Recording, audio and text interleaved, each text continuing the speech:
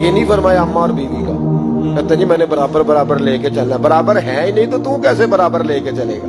है ही नहीं बराबर।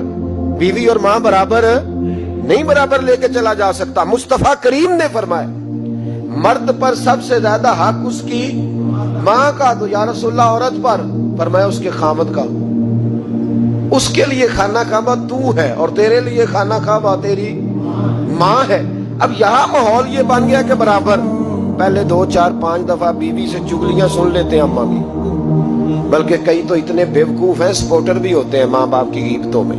कहते हैं नहीं मम्मी आखांगा अम्मा नू, गल ठीक है तेरी जो तू भी कर दी, सही है बात, अब्बा जी ऐसे ही करते, मैं करूंगा बात। अब तो वो शुरू हो गई।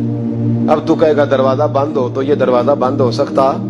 उसे बताओ बैतुल्लाह की तरफ पैर नहीं किए जा सकते। और बीवी भी याद रखे, अगर आज वो किसी के बेटे के बारे में बात कर रही है तो बेटा इसका भी ब्याह जाएगा। ज्यादा लंबा फर्क नहीं पड़ता, 20-22 सालों का पड़ता है, फौरी तौर पे बदला मिल जाता है। याद रखे अगर तू जिंदगी के अंदर सही रहेगी तो तेरे लिए भी वक्त सही आएगा, और अगर तू बुरी रहेगी तो फिर तेरे हक में भी रवैये सख्त ही आएंगे। माँ बाप के साथ अच्छा रवैया रखें। इतने बेवकूफ बच्चे के माँ बाप को आगे से बातें करें, कहानियां सुनाएं, दास्तानें सुनाएं।